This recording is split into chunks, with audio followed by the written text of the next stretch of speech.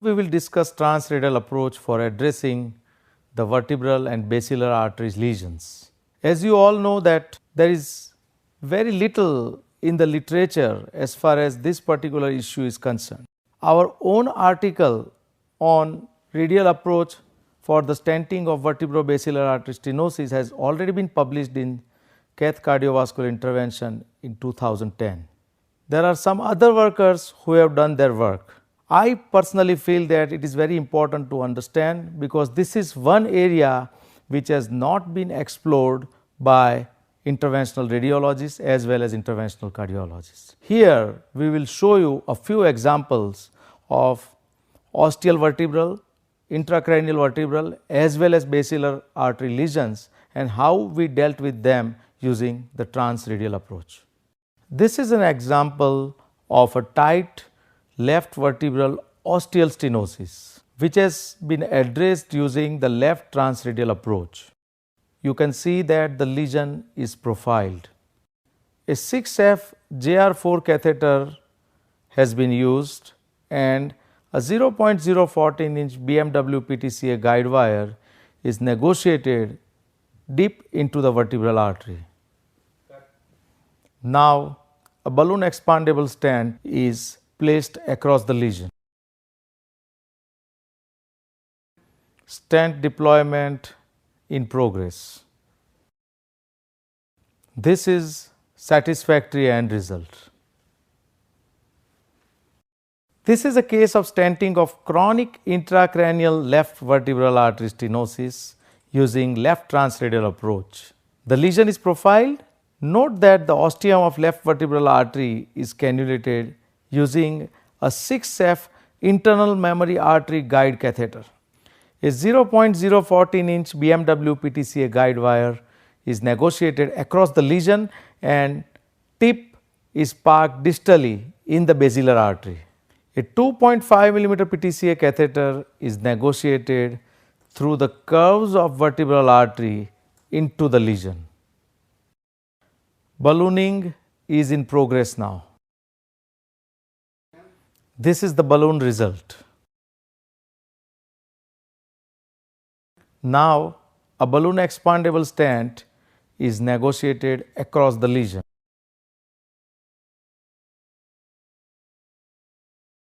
Stenting is in progress now. This is a good end result. Here is an interesting case of stenting of acute basilar artery occlusion using left transradial approach. The left vertebral artery is cannulated using a 6F IMA guide catheter and the occlusion is profiled. A 0.014 inch BMW PTCA guide wire was negotiated through the occlusion which opened up partially. A 1.5 mm PTCA catheter was negotiated and kept across the lesion. Please note that we had to use a buddy wire to cross a 360-degree curve of the vertebral artery. Ballooning is in progress now. The distal flow is established and at this stage we shifted the patient to the ICU without deploying the stent. Next day the lesion was stented in usual fashion to avoid hyperperfusion brain injury. Stent was negotiated across the lesion. Stenting in progress. The final result is demonstrated. This is another view of the result. I must explain you why we used two-stage approach in this case.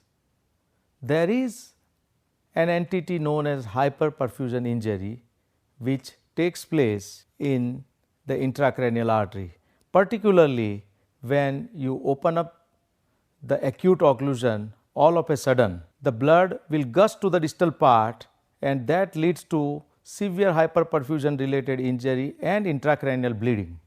So, we have devised this approach.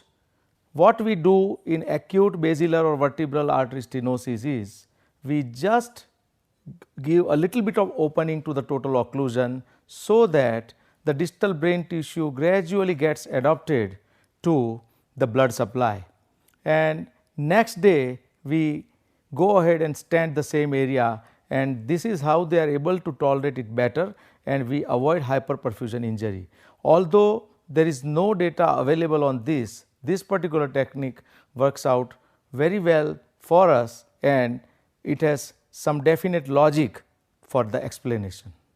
Now I will show you the case of stenting of chronic basilar artery stenosis using right transradial approach. The right vertebral artery is cannulated using a 6F-JR4 guide catheter, and lesion is profiled. A 0.014 inch BMW PTCA guide wire is negotiated across the lesion. Ballooning is done using a 2.5 mm PTCA catheter. This is the balloon result. Now, a balloon expandable stent is negotiated and kept across the lesion. Stenting in progress. This is satisfactory end result.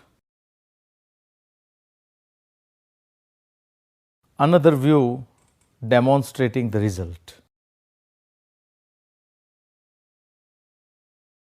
Note that we have not used two-stage approach in this case, because the lesion was chronic and the brain tissue distal to the lesion is usually quite well adapted to the less blood supply. So, in chronic occlusions, you may straight away use balloon dilatation followed by stenting in one stage.